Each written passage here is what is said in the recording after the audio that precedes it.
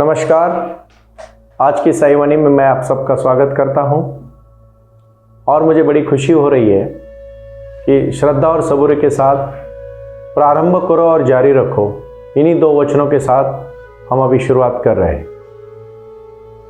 3 मई 2023 से आप सब लोग साईवाणी सुन रहे हैं और साईं बाबा ने जो मुझे आशीर्वाद दिया है आप सबके तक कोई ना कोई अच्छा संदेशा नहीं बल्कि आपके जीवन में बदलाव लाने का, और उसके लिए मैं कटिबद्ध हूं।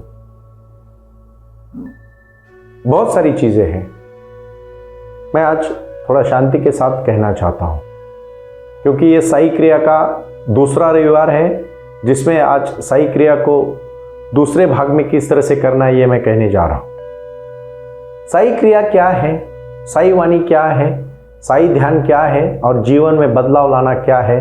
बहुत सारे दोस्त मुझे पूछते हैं कि सुनील जी, हम कार्य करना चाहते हैं। दिल्ली से मेरे एक मित्र हैं, उन्होंने अभी अभी मुझे फ़ोन करके पूछा कि सुनील जी, मैं एक ही बात कहना चाहता हूँ, आप बताइए ना, साईं बाबा अभी तक शिरडी में है क्या। मैं छोटी सी कहानी से उनको कहना चाहता हूँ। 1918 में बाबा ने अपना शरीर छोड़ दिया और इत्तेफाक की बात है कि बाबा स्वर्ग में चले गए। अभी इतना अच्छा कार्य किया तो स्वर्ग में ही जाएंगे ना। तो स्वर्ग में जैसे ही बाबा पहुँचे, वहाँ इंद्रदेव से लेके हर कोई उनके स्वागत में खड़ा रहा। फूल बांटने लगे, प्रसाद बांटने लगे, मिठाइयाँ बांटने लगे।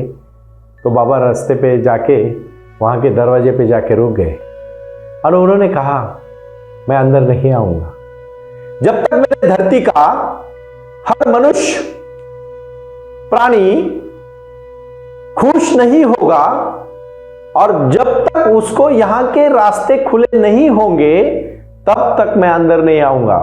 तो सभी भगवान बोले, बाबा आपको सदियां प्रतीक्षा करनी पड़ेगी और आप तब तक प्रवेश भी नहीं कर पाओगे।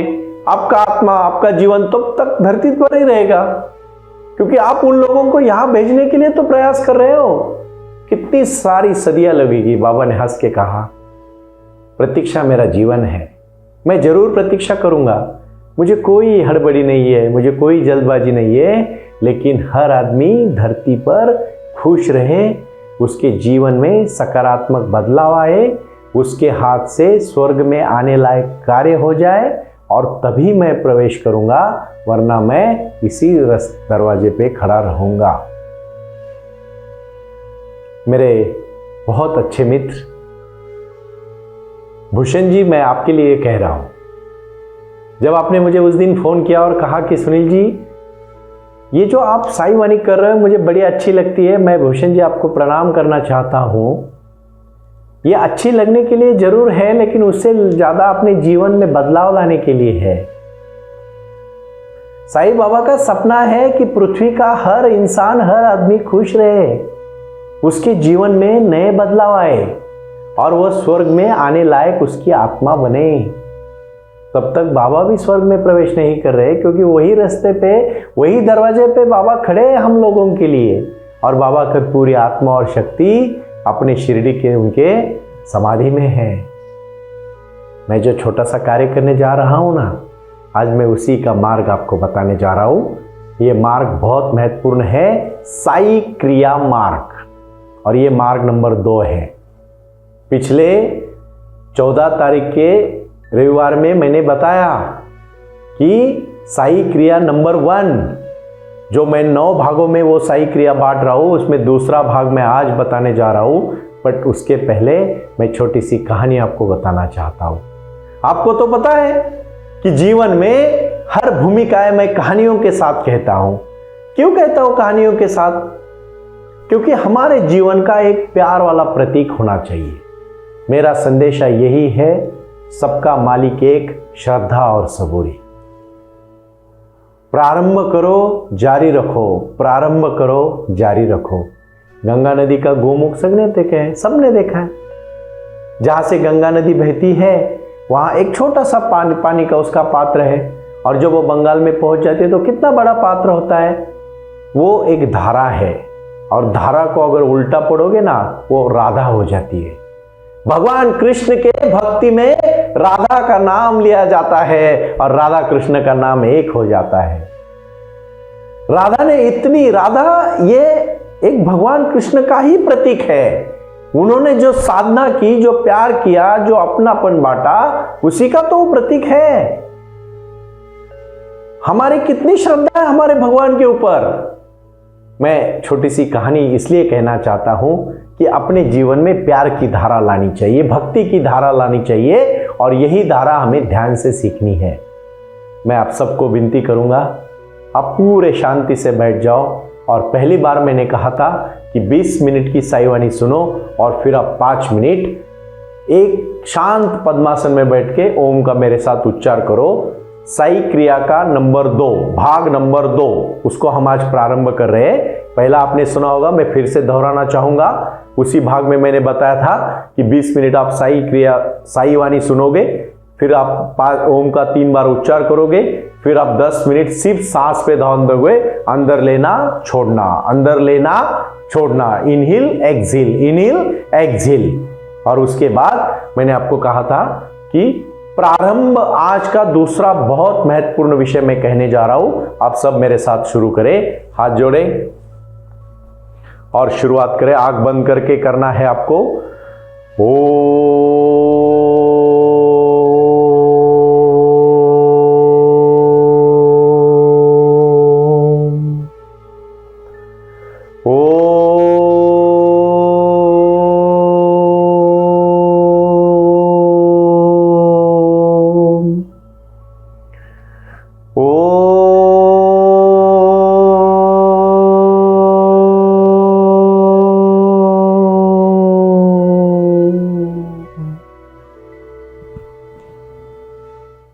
आप शांति से आँख खोलें और आपकी सांस अंदर ले और बाहर छोड़े। ऐसा आप 10 मिनट करोगे, और उसके बाद मन में एक ही गुरु मंत्र आज दे रहा हूँ जो बहुत महत्वपूर्ण है, और उसका नाम है प्रारंभ करो जारी रखो, प्रारंभ करो जारी रखो, प्रारंभ करो जारी रखो। और इस शक्ति के साथ साथ आप अपने एक ही चीज़ पे आज ध्यान देने वाले हो, और वो मैं कहने जा रहा हूँ आपको। आपके हाथ और आपके हाथों को आपको सीधा सामने लाना है, इस तरह से, और सिर्फ एक काम करना है, जोर से सांस लेनी है,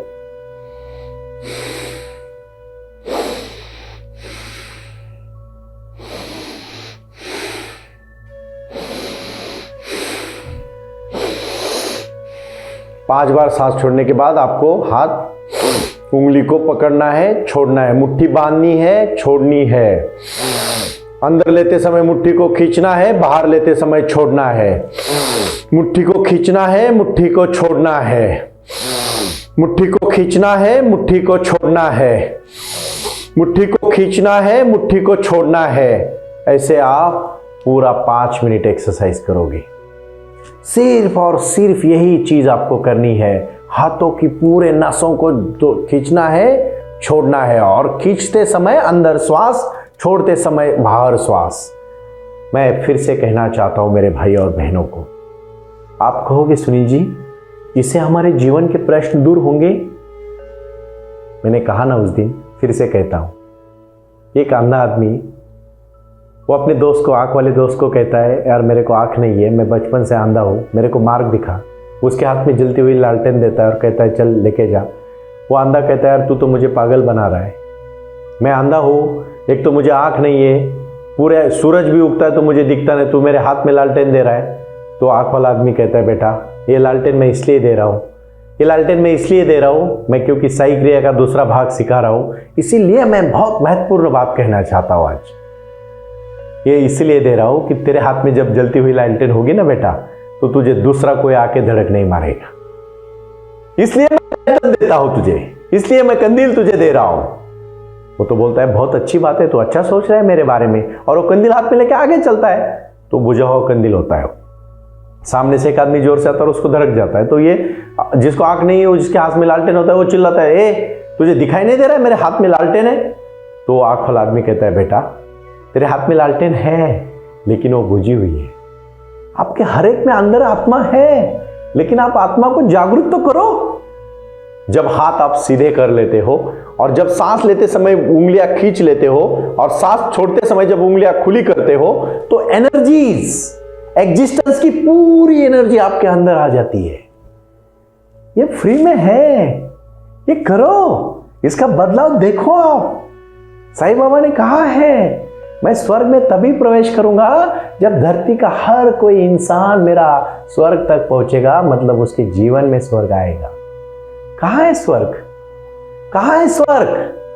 स्वर्ग तो अपने अंदर है, स्वर्ग अपने जीवन में है, अपने कार्य में है। आप क्यों भूल रहे हो इन बातों को भाई और बहनों? जीवन में चिंता मत करो, कोई समस्या नहीं बड़ी इतनी कि जो आपको खा जाए। आप खुद ही आपको खा रहे हो, आप खुद ही आपके लिए डर रहे हो। मैं आज ये दूसरा भाग जो सिखा रहा हूं आप ठीक से समझ लेना। पहले मैंने कहा है 20 मिनट का साई वाणी सुनो, उसके बाद मैंने कहा है ओम का 3 बार उच्चार करो, उसके बाद 3 बार मैंने बोला है आपको 10 मिनट के लिए सिर्फ सांस पे ध्यान देना है, सिर्फ सांस। फिर चौथा है 5 मिनट वाला ध्यान, उसको आंख खोलनी है आपको और आंख खोल के सामने हाथ करके एकदम सीधे। और देखो मैं इसीलिए एक्शन करके आपको बता रहा हूं कि आप ठीक से देख पाओगे कि हाथों की उंगलियां ऐसी, फिर मुट्ठी को बांधना है, छोड़ना है, बांधना है, छोड़ना है, बांधना है, अंदर लेना है, छोड़ना है, और फिर हाथ सीधे 5 मिनट के बाद नीचे करने। फिर चेहरे पे देखो कितनी प्रसन्नता आती है। और एक चीज मैं आपको कहना चाहता हूं, इसके बाद आंख बंद करके ध्यान में जाना है। आप कहोगे हमारे मन में तो विचार बहुत आते हैं सुनील जी। आने दो, आने दो विचार, विचारों को रोको मत आप। विचार जैसे जैसे आएंगे ना वैसे वैसे आप शांत होते जाओगे। जब रोकोगे ना तो नहीं रोक पाओगे। यही तो क्रिया है। इस क्रिया का अर्थ है जीवन में बदलाव लाना। तीसरा और बहुत महत्वपूर्ण विषय मैं आपको एक छोटी सी कहानी से बताना चाहता हूं। अपने में परिवर्तन लाना है ना तो अपने को खुद को पहले बदलना पड़ेगा। मैं नहीं चाहता कि ये आपको बाहर मिलेगा, आपको अंदर मिलेगा, अपने अंदर ही मिलेगा। मैं लक्ष्य को चुनना के लिए कह रहा हूं आज। अपने जीवन में लक्ष्य चुनो। मेरे बैंगलोर वाले मेरे मित्र, उन्होंने कहा, कपिल उनका नाम है और मेरे काफ़ी अच्छे मित्र हैं, बहुत सालों से मेरे मित्र हैं, तो उन्होंने कहा कि कपिल अग्रवाल बोल के हैं, वो बहुत अच्छे मित्र हैं मेरे। उनको वो मुझे हमेशा कहते हैं सुनील जी जब मैं आपसे बात करता हूँ ना तो अच्छा लगता है। मैं कपिल से इतना ही कहना चाहूँगा, कपिल तू, भाभी और तेरे 2 बच्चे साथ में बैठ के साई क्रिया को कर लेना। साई क्रिया को करोगे ना जीवन में बदलाव लाओगे। मैं आ रहा हूँ बेंगलोर में अगले 6 तारीख को, तो मैं ज़रूर आपके साथ वहाँ वार्तालाप करूँगा। लेकिन याद रखना जीवन में बदलाव लाना बहुत ज़रूरी है। और मैं हर जगत में इतना ही कहना चाहता हूँ, अपदीपा भव।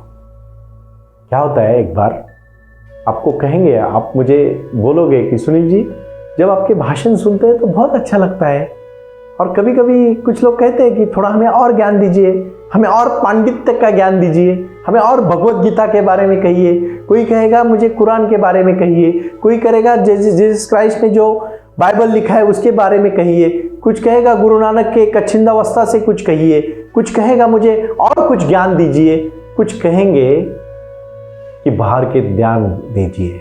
मैं फिर से कहना चाहता हूँ, मैं फिर से कहना चाहता हूँ, ज़्यादा चीज़ें नहीं चाहिए, थोड़ी ही चीज़ें चाहिए। पांडित्य की नहीं चाहिए, अपने अंदर की चाहिए, वो नहीं चाहिए। मैं किसी को नाम नहीं रख रहा हूँ, मैं सिर्फ एक बात कहना चाहता हूँ आपको, याद रखिए, वो बहुत महत्वपूर्ण बात है। ये कहानी से ही मैं कहना चाहता हूँ, और वो कहानी है जीवन की कहानी। एक महान ऋषि का आश्रम होता है, ऋषि 85 ईयर्स के होते हैं। उनके आश्रम में 30-40 साल का एक नौजवान आता है और उन ऋषि की बातें सुनने लगता है, तो 2-3 दिन में सुन के बोर हो जाता है। और इतना बोर हो जाता है, इतना बोर हो जाता है कि वो बोलता है यार ये ऋषि तो वही बातें बार बार दोहरा रहा है। जैसे मैं कुछ कुछ चीजें आपको बार बार बोलूंगा तो आपको लगेगा कि आप बार बार बोल रहे हो, बार बार बोल रहे हो। मैं इसलिए बोल रहा हूं भाई और बहनों कि आप वो आपस में समझे, उस बात को अपने जीवन से साझा करें, अपने जीवन से वो आत्मसात करें और फिर अपना जीवन बदले। तो वो 30 साल का जो नौजवान लड़का होता है वो बोलता है यार इस ऋषि से तो मैं ज़्यादा बात करूंगा, अच्छी बात करूंगा और बड़ी बड़ी बातें करूंगा मैं, क्योंकि कहा जाता है ना knowledge is outside wisdom is inside.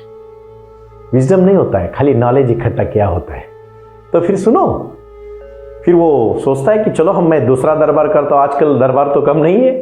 फिर वो दूसरा दरबार डाल लेता है, बिना जाने हुए आपको बोलने का हक नहीं है। अधिष्ठान के प्रति अगर आप नहीं बोलोगे आपको बोलने का हक नहीं है। आप बोल सकते हो लेकिन सुनने का हक नहीं है। और मैं चाहता हूं आज हजारों करोड़ों लोग साई वाणी को जुड़ रहे हैं, मेरे लिए नहीं जुड़ रहे। मैं तो निमित्त हूं, साई बाबा का आशीर्वाद है और बाबा ने जो आशीर्वाद दिया है वो आप सबकी जिंदगी बदलने के लिए दिया और मैं बदलते रहूंगा। कोई भी निराश भाई बहन मुझे जब मिलती है तो वो कहती है सुनील जी आपको मिलने के बाद खुशी आई। मैं कौन हूं? मैं सिर्फ बाबा का एक दूत हूं। ना जात ना पात ना धर्म, जो है विचारधारा का धर्म और विचारधारा है मानवता का विकास, यही हमारा है। प्रारंभ करो और जारी रखो।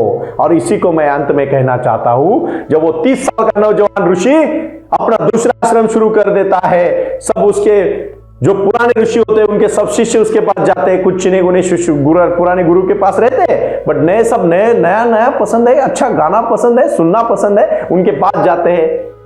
4-5 दिन के बाद पुराने गुरुजी भी उस लड़के के सामने जाके बोलते और 2 घंटा उसका प्रवचन सुनते। 2 घंटा सुनने के बाद गुरुजी बोलते बेटा तूने बहुत अच्छा प्रयास किया, लेकिन मैं इतना ही विनती करना चाहता हूं बेटा तू तेरा कुछ बोल ना, तू तेरा कुछ बोल। वो शिष्य छोटा 30 साल का गुरु बोलता है मेरा कुछ बोलो, मैं 2 घंटे से आपके साथ वार्तालाप कर रहा हूं और आप मुझे बोल रहे हैं मेरा कुछ बोलो, आपने सुना नहीं?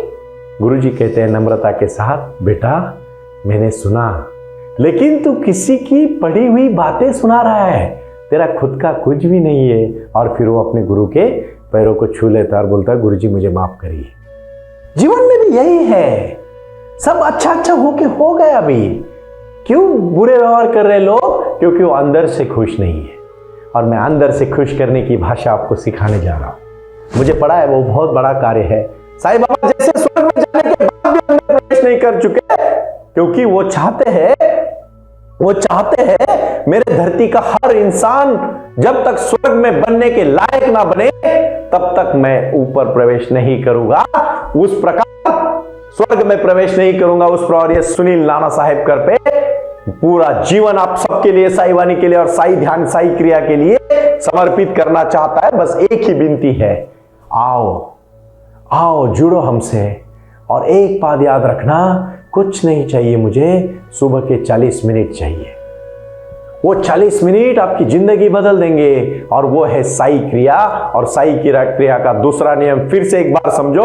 शुरू में शांति में 20 मिनट की साई वाणी सुनो, उसके बाद 3 ओंकार के स्वर करो, उसके बाद आप अपने ध्यान पे सांस अंदर लो और सांस को छोड़ो। ये क्रिया होने के बाद हाथों को सामने करो और पहली बात देखो, इस तरह से हाथ करने के बाद जब सांस अंदर खींचोगे तो उंगलियां खींचोगे और जब छोड़ोगे तो उंगलियां खुली करोगे। उंगलियां खींचोगे, उंगलियां खुली करोगे, उंगलियां खींचोगे, उंगलियां खुली करोगे और हाथ एकदम सीधे।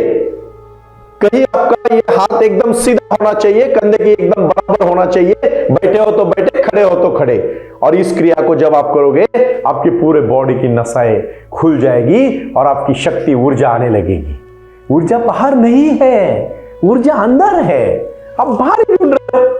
इसलिए फिर से कहना चाहता हूं, ये छोटा सा संदेश है लेकिन ये साई का संदेश है। और साई क्रिया का ये दूसरा पाठ करते समय, ये भाग करते समय मुझे बड़ी खुशी हुई। हम सब जुड़ेंगे और राष्ट्र में निर्माण कार्य करेंगे। ओम साई राम, प्रणाम।